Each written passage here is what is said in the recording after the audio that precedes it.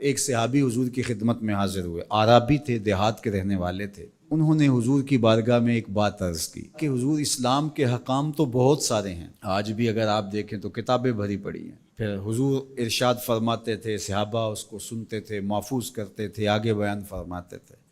ان کا بہت سارے احکام ہیں اسلام کے، میں ایک دیہاتی شخص ہوں، مجھے کوئی ایک بات ارشاد کر دیجئے جو میرے لیے کافی ہو۔ تو آقا کریم نے اس شخص کو ایک بات ارشاد کی، فرمایا کہ ان تموتا و لسانک رطب من ذکر اللہ، تو اس حالت میں فوت ہو کہ تیری زبان اللہ کے ذکر سے تر ہو۔ 100 باتوں کی ایک بات ارشاد فرما دی، ان تموتا و لسانک رطب من ذکر اللہ، تو اس حالت میں انتقال کرے کہ تیری زبان اللہ کے ذکر سے تر ہو۔ میں اور آپ اپنی زندگی اس طرح سے گزاریں کہ موت اچانک آئے یا طبی موت آئے، جس حالت میں بھی ہمیں موت آئے تو ہماری زبان عادی ہو اللہ کے ذکر کی، ادھر سے سانس ٹوٹ رہی ہو اور ادھر لبوں پر اللہ کا نام جاری ہو۔ جس شخص کا آخری کلمہ لا الہ الا اللہ ہوا، اللہ اس کو جنت میں داخل فرماتا ہے۔ اور کتنے خوش نصیب لوگ ہوتے ہیں کہ مرتے ہوئے جن کے لبوں پر اللہ کا باقاعدہ نام آتا ہے، اللہ کا ذکر ان کے لبوں کا وظیفہ ہوتا ہے۔ اور کچھ لوگ ان کو تلقین بھی کریں تو زبان پہ اللہ کا نام نہیں آ پاتا۔ اور ان میں سے ایک وہ شخص جو شراب کا عادی ہے یا کسی بھی نشہ آور چیز کو لیتا ہے، تو ایسے شخص کو مرتے ہوئے کلمہ نصیب نہیں ہوتا۔ جو اس کو دنیا کے اوپر سزائیں دی جاتی ہیں، ان سزاؤں میں سے ایک سزا یہ ہے کہ مرتے ہوئے اس کے لبوں پہ کلمہ نہیں آتا۔ اور علماء نے یہ بھی لکھا ہے کہ جو بے نماز ہے، نماز نہیں پڑھتا، مرتے ہوئے اس کے لبوں پہ بھی کلمہ جاری نہیں ہوتا۔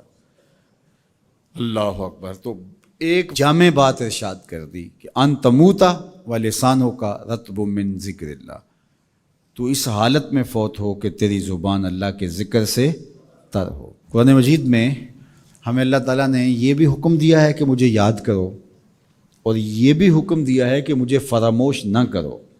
وَلَا تَكُونُوا كَالَّذِينَ نَسُوا اللَّهَ فَأَنسَاهُمْ أَنفُسَهُمْ أُولَٰئِكَ هُمُ الْفَاسِقُونَ، ان لوگوں کی طرح نہ ہو جانا جنہوں نے اللہ کو فراموش کر دیا، اللہ کو بھول گئے۔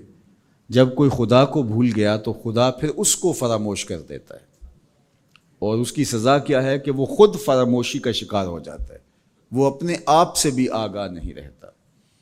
تو ہمیں جو حکم دیا گیا وہ ہے اللہ کو یاد کرنے کا۔ تو یاد کرنے کا ایک مفہوم یہ ہے کہ اللہ جل شانہ کی اطاعت کی جائے، اس کی فرما برداری کی جائے، اس کے احکام پر عمل پیرا ہوا جائے، نہ یہ ہے کہ اس کے احکام کو فراموش کر دیا جائے۔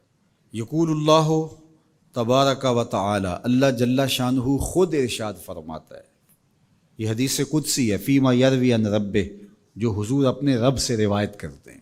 اللہ جل شانہ کیا ارشاد فرماتا ہے، سنیے، انا عند ظن عبدی بی، میرا بندہ میرے بارے جو گمان کرتا ہے میں ایسے ہی معاملہ کرتا ہوں، یعنی بندے کو میرے سے جو گمان ہے تو میں اس کے مطابق معاملت فرماتا ہوں۔ وَأَنَا مَعَهُ إِذَا ذَكَرَنِي، اور جب وہ مجھے یاد کرتا ہے میں اس کے ساتھ ہی ہوتا ہوں۔ جب میرا بندہ مجھے یاد کرتا ہے تو میں اس کے ساتھ ہوتا ہوں۔ فَإِذَا ذَكَرَنِي فِي نَفْسِهِ ذَكَرْتُهُ فِي نَفْسِي، جب وہ مجھے اپنے دل میں یاد کرتا ہے تو میں بھی اسے اکیلے یاد کرتا ہوں۔ کتنی بڑی بات ہے کہ کسی کو رب یاد کرے، اللہ اکبر۔ کہا جب وہ اکیلے مجھے یاد کرتا ہے تو میں بھی اس کو اکیلے یاد کرتا ہوں۔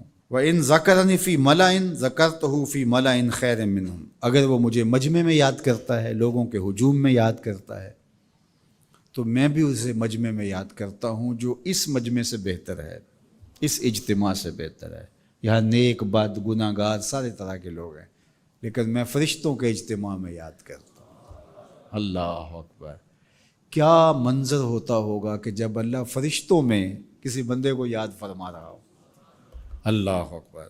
اور ایک حدیث میں جو ہے وہ اس کے پھر آگے لفظ جو ہے یہ ہے، میرا بندہ میری طرف اگر ایک بالشت چل کے آتا ہے تو میں ایک ذرا آتا ہوں، اور میرا بندہ میری طرف اگر ایک قدم آتا ہے 70 قدم آتا ہوں، اور اگر میرا بندہ میری طرف چل کر آتا ہے اتیت ہو ہر والا، میری رحمتیں دوڑ کے استقبال کرتی۔